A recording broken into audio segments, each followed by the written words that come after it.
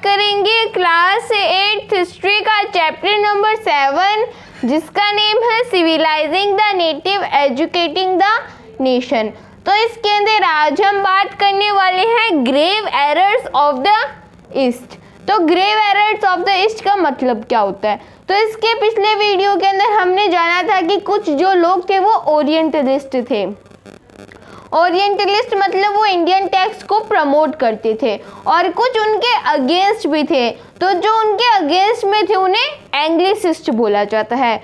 तो एंग्लिसिस्ट मतलब जो ओरिएंटलिस्ट होते हैं उनको क्रिटिसाइज करते हैं। तो वो इंडियन एंशियंट इंडिया का जो पहले का टेक्स्ट था उसको बिल्कुल भी सपोर्ट नहीं करते, वो उसके अगेंस्ट के अंदर होते हैं। तो उन्हें हम एंग्लिसिस्ट बोलते हैं। तो यहाँ पे क्या लिखा है? Grave errors of the East, मतलब ईस्ट की जो एजुकेशन है वो गलत है। ईस्ट के अंदर जैसे जो पढ़ाने का तरीका होता है, जो पढ़ने का तरीका होता है वो सही नहीं है, ऐसे बोलते हैं वो।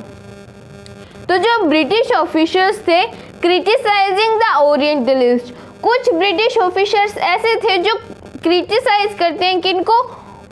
ओरिएंटलिस्ट को। तो ओरिएंटलिस्ट जो इंडियन टेक्स्ट के ऊपर विश्वास रखते हैं। तो कुछ लोग ऐसे होते हैं जो क्रिटिसाइज करते हैं ओरिएंटलिस्ट को। विजन ऑफ लर्निंग, ये ओरिएंटलिस्ट को क्यों क्रिटिसाइज करते हैं? क्योंकि उनका जो विजन होता है लर्निंग का वो गलत होता है।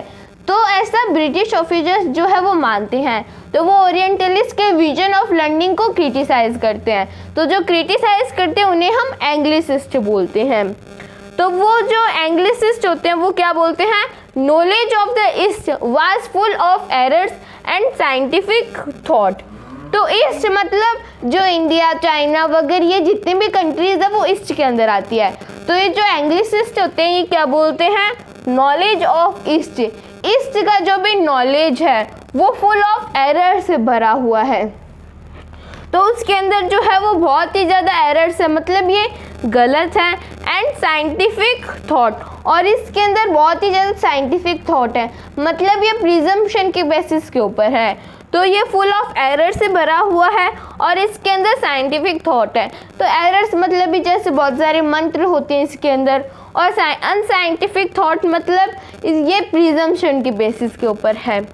तो ईस्टर्न लिटरेचर, जो भी ईस्ट का लिटरेचर है, जो भी ईस्ट के अंदर ईस्टर्न वर्ल्ड के अंदर जो भी पढ़ने लिखने का तरीका है वाज नॉन सीरियस।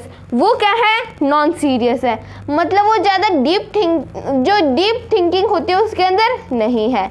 तो वो नॉन सीरियस है। एंड लाइट हार्टेड, मतलब वो ज़्यादा हंसी मजाक वाला है, ज़्यादा कॉमेडी है उसके अंदर। तो ईस्टर्न लिटरेचर जो है वो नॉन सीरियस है, लाइट हार्टेड है, वो फुल ऑफ एरर से भरा हुआ है, वो अनसाइंटिफिक थॉट है उसके अंदर। तो encourage the study of Arabic, और वो क्या बोलते हैं? अरेबिक की स्टडी और संस्कृत की स्टडी को इनकरेज करना, मतलब उनको प्रोत्साहन करना। कौन सी लैंग्वेज को? अरेबिक और संस्कृत लैंग्वेज को और लिटरेचर को। वाज वेस्ट ऑफ टाइम, तो वो ऐसे बोल देते हैं। तो जैसे प्रोमिनेंट नेम हम देखें तो जो जेम्स मिल थे वो ऐसा ज़्यादा बोलते हैं। तो जेम्स मिल क्या बोलते हैं? इनकरेज जो अरेबिक होती है और जो संस्कृत लैंग्वेज होती है या फिर जो लिटरेचर होता है उसको इनकरेज करना एक तरह से वेस्ट ऑफ टाइम है। तो और क्या बोलते हैं? जेम्स मिल सेड दैट, और वो और भी कुछ बोलते हैं। The aim of education, education लोगों को शिक्षा देने का मतलब क्या है, उनका मकसद क्या है? और to teach what was useful and practical, हमें लोगों को ये सब कुछ पढ़ाना चाहिए जो उनके लिए क्या हो? यूज़फुल हो, जो उनके लिए काम का हो और जो प्रैक्टिकल हो, ऐसा बोलते हैं जेम्स मिल। तो ये तो उन्होंने सही बोला, हमें लोगों को ऐसा कुछ पढ़ाना चाहिए जो उनके लिए यूज़फुल हो और प्रैक्टिकल हो। तो हमने जेम्स मिल क्या बोलते हैं उसके बारे में थोड़ा बहुत जान लिया, और हमने एंग्लिसिस्ट के बारे में भी जान लिया कि वो कौन होते हैं। तो जो क्रिटिसाइज करते हैं ओरिएंटलिस्ट के विजन को उन्हें हम एंग्लिसिस्ट बोलते हैं। और भी हमने एंग्लिसिस्ट क्या सोचते हैं उसके बारे में थोड़ा बहुत जान लिया। अब हम आगे बात करेंगे। तो अब हम थोड़ा बहुत और जान लेते हैं। तो जेम्स मिल और क्या बोलते हैं? तो जेम्स मिल के बारे में हमने हमारे फर्स्ट चैप्टर के अंदर भी पढ़ा था कि जो जेम्स मिल थे उन्होंने हमारी इंडियन हिस्ट्री को डिवाइड किया था कौन कौन से पीरियड में, हिंदू, मुस्लिम और ब्रिटिश पीरियड में। और इन्होंने साथ में एक स्टेटमेंट और भी दिया था। क्या बोला था उन्होंने कि इंडिया जो है वो पुअरली सिविलाइज्ड है। और उन्हें देखो उन्होंने क्या बोला था, India has to be poor civilised and for better civilisation British rule is required. तो बोलते हैं कि जो इंडिया है वो बहुत ही पुअर सिविलाइज है और इंडिया को सिविलाइज करने के लिए जो ब्रिटिश रूल है उसकी ज़रूरत है। तो ऐसा तो वो पहले बोलते हैं। फिर और क्या बोलते हैं, scientific and technical advances of West should be taught rather than the poetry and sacred literature of the Orient. तो वो और क्या बोलते हैं, एक तो वो बोलते हैं कि हमें जो है यूजफुल थिंग और प्रैक्टिकल थिंग को जो है एजुकेशन के अंदर लेना चाहिए। और क्या बोलते हैं, साइंटिफिक एंड टेक्निकल एडवांसेस, हमें जो साइंटिफिकल एडवांसेस होते हैं, जो साइंटिफिक चीज़ें होती है एक तो उनको, और टेक्निकल एडवांसेस, टेक्निकल मतलब जो टेक्नोलॉजी से चलते हैं। तो स्टीम इंजन का जब इन्वेंशन हो गया ब्रिटेन के अंदर तो ये बहुत खुश हो गए। तो क्या बोलते हैं, साइंटिफिक और टेक्निकल जो इनोवेशंस है वो हमें लाने चाहिए, ऐसा वो बोलते हैं। ऑफ वेस्ट, जो हमारे वेस्ट के अंदर है वो हमें लाने चाहिए। Should be taught rather than the poetry and sacred literature of the Orient. वो बोलते हैं कि हमें ये जो लिटरेचर है और ये जो पोइट्री है तो ग्रंथ वगैरह को छोड़ के हमें ये जो साइंटिफिक और टेक्निकल ये जो इनोवेशंस है वो हमें लाने चाहिए। फिर और क्या बोलते हैं, orientalist should not be try to please the native and try to win a place in their hearts. वो बोलते हैं, हमने देखा था कि ओरिएंटलिस्ट क्या बोलते हैं, वो बोलते हैं कि हमें इनका जो हार्ट है वो जीतना होगा ताकि इनके दिल के अंदर हमारे लिए रिस्पेक्ट बनी रहे। लेकिन जेम्स मिल बोलते हैं कि इनके दिलों में कोई रिस्पेक्ट बनाने की हमें कोई ज़रूरत नहीं है। ओरिएंटलिस्ट शुड नॉट ट्राई, ये क्या बोलते हैं कि ओरिएंटलिस्ट को ट्राई करने की ज़रूरत नहीं है टू प्लीज द नेटिव जो है इंडिया के उनको खुश करने की, and try to win a place in their hearts, और उन्हें उनके दिलों में जीतने की भी, उनके दिलों को जीतने की भी कोई ज़रूरत नहीं है। फिर ये तो हमने जेम्स मिल के बारे में भी पढ़ा। फिर एक खतरनाक एंग्लिसिस्ट और आते हैं। तो बाई 1830 के बाद में क्या होता है, अटैक ऑन द ओरिएंटलिस्ट। तो ये जो ओरिएंटलिस्ट होते हैं जो इंडियन टेक्स्ट को प्रमोट करते हैं उनके ऊपर बहुत ही ज़्यादा अटैक होने लगा, बिकेम शार्पर। मतलब अटैक ऐसे नहीं कि बम गोले बारूद उनके ऊपर फेंकने लगे अटैक मतलब। तो अब हम थोड़ा बहुत और जान लेते हैं। तो ये जो ओरिएंटलिस्ट है, अटैक ऑन द ओरिएंटलिस्ट के ऊपर अटैक होता है। अटैक मतलब कैसे अटैक होता है, ओरिएंटलिस्ट को ये जो एंग्लिसिस्ट होते हैं ये और ज़्यादा क्रिटिसाइज करने लगते हैं। तो बिकेम शार्पर, वो शार्पर होता रहता है। तो ये जो एंग्लिसिस्ट थे वो कौन थे, थॉमस बेबिंगटन मकॉले। तो ये जो थॉमस बेबिंगटन मकॉले थे ये भी जेम्स मिल की ही तरह थे, वो भी जो ओरिएंटलिस्ट होते हैं उन्हें क्रिटिसाइज करे थे।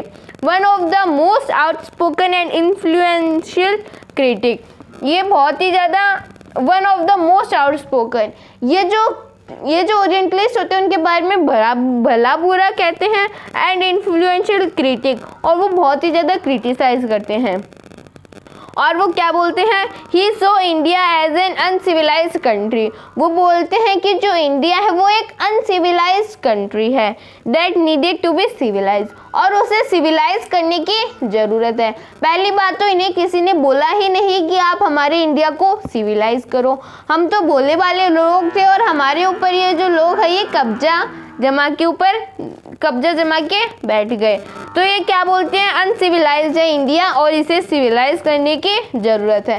किसी ने बोला भी नहीं और फिर भी बोल रहे हैं कि हम तो इन्हें सिविलाइज करेंगे। तो थॉमस बेबिंगटन मकॉले के बारे में हमने थोड़ा बहुत तो जान लिया, अब हम थोड़ा बहुत और जान लेते हैं। तो a single self of a good European library. तो अब हम जान लेते हैं कि जो बेबिंगटन मकॉले थे वो और क्या बोलते हैं। तो a single shelf of a good European library was worth the whole native literature of India and Arabia. वो क्या बोलते हैं, तो द सिंगल सेल्फ, वो बोलते हैं कि इंडिया का जो भी नेटिव लिटरेचर है, इंडिया का और अरेबिया का जो भी नेटिव लिटरेचर है वो किसके बराबर है, वो एक सिंगल सेल्फ ऑफ लाइब्रेरी के बराबर है। मतलब इंडिया के अंदर जितना कुछ सिखाया जाता है वो ब्रिटेन के अंदर सिर्फ और सिर्फ एक लाइब्रेरी के अंदर ही सिखा दिया जाता है। तो ऐसे बोलते हैं वो मकौले। फिर teaching of English could thus be a way of civilising people, changing their taste, values and culture. वो क्या बोलते हैं, टीचिंग ऑफ इंग्लिश, अगर हम लोगों को इंग्लिश सिखाएंगे, दस अ वे, तो वही एक तरीका है, लोगों को इंग्लिश सिखाना ही एक तरीका है क्या करने का, of a way of civilising people, लोगों को सिविलाइज करने का। अब उन्होंने बोल दिया कि यहाँ पे तो कोई नेटिव जो है वो उनको हम जो लिटरेचर है वो नहीं सिखा सकते, तो लोगों के मन में सवाल आएगा होगा कि अगर हम एंशिएंट इंडिया की कुछ चीज़ें नहीं पढ़ेंगे तो हम क्या पढ़ेंगे। तो बाद में बेबिंगटन मकौले बोलते हैं आप इंग्लिश पढ़ो, वही एक तरीका है जिससे जो इंडिया है वो सिविलाइज हो सकता है। तो बोलते हैं कि यही एक तरीका है इंडिया को सिविलाइज करने का, उनके जो टेस्ट होते हैं उनको चेंज करने का। चेंजिंग देयर टेस्ट मतलब पहले लोग चाय नहीं पीते थे, तो बाद में ब्रिटिश ईस्ट इंडिया कंपनी चाय लेके आई, उन्होंने बोला कि आप चाय के अंदर ये सब कुछ मिला के पियो, चाय टेस्टी हो जाएगी। और वो वेस्टर्न वो यूरोपियन ड्रेसेस भी लेके आ गई, गाउन वगैरह, कोट वगैरह, कैप्स वगैरह, ये सब कुछ वो लेके आ गए। तो चेंजिंग द टेस्ट, उनके जो टेस्ट होता है उसको चेंज करना होगा, उनकी वैल्यूज़ को और कल्चर को चेंज करना होगा।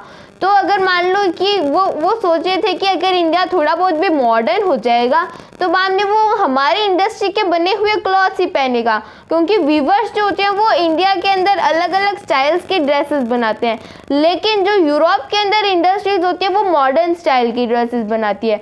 तो अगर लोग एजुकेटेड होंगे तो वो मॉडर्न ड्रेसेस को ही पहनेंगे और हमारी जो इंडस्ट्रीज है वो तेज़ी से ग्रो करेगी। तो ऐसे बोलते हैं मकौले। फिर फॉलोइंग मकौलेज माइन्यूट, ये जो मकौले ने ये जो भी बोला कि हमें इंग्लिश एजुकेशन लानी होगी, हमें प्रमोट नहीं करना चाहिए ये जो पर्शियन लैंग्वेज है इनको, संस्कृत लैंग्वेज को, तो मकौले के माइन्यूट को फॉलो करते हुए एक इंग्लिश एजुकेशन एक्ट पास होता है। कब पास होता है वो 1835। तो एक इंग्लिश एजुकेशन एक्ट जो है वो पास होता है 1835 के अंदर। उसे कौन पास करता है, उसे जो ब्रिटेन है वहाँ से ही, वहाँ की गवर्नमेंट ही पास करती है। तो English the medium of instruction, और वो क्या बोल देते हैं कि इंग्लिश जो है वही एक मीडियम है इंस्ट्रक्शन का फॉर हायर एजुकेशन। अगर हमें कोई हाई एजुकेशन करनी है तो हमें पहले इंग्लिश को ही सीखना पड़ेगा, वही एक मीडियम है हाई एजुकेशन तक पहुँचने का। फिर और क्या बोलते हैं, stop the promotion of oriental institution like the Calcutta Madras and Banaras Sanskrit college. तो वो क्या बोल देते हैं कि हमें जो प्रमोशन, ये हमें इनको बिल्कुल भी प्रमोट नहीं करना होगा। ये जो भी इंस्टीट्यूशन होते हैं जो ओरिएंटलिस्ट ने बनाए थे, हमने हमारे पिछले वीडियो के अंदर देखा था कि उन्होंने मद्रास के अंदर कोई इंस्टीट्यूशन बना दिया, मदरसा बना दिया, तो ये सब कुछ उन्होंने बोला था। तो और वो क्या बोलते हैं, हमें प्रमोशन को स्टॉप करना होगा, ये जो ओरिएंटल इंस्टीट्यूशंस होते हैं इनके प्रमोशन को स्टॉप करना होगा। जैसे जो कलकत्ता के अंदर यहाँ पे मदरसा आएगा, तो कलकत्ता के अंदर जो उन्होंने मदरसा लगाई थी, एंड बनारस संस्कृत कॉलेज, और बनारस जो है वहाँ पे भी एक संस्कृत कॉलेज होगा, तो हमें उनके प्रमोशन को स्टॉप करना होगा।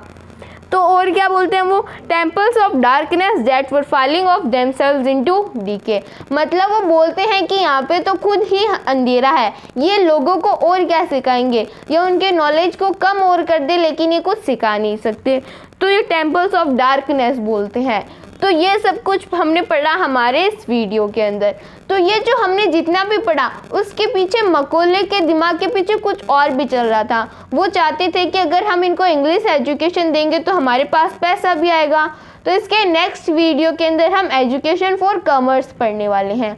If anybody have any type of doubt, any type of query, then please mention in the comments below. Thank you so much.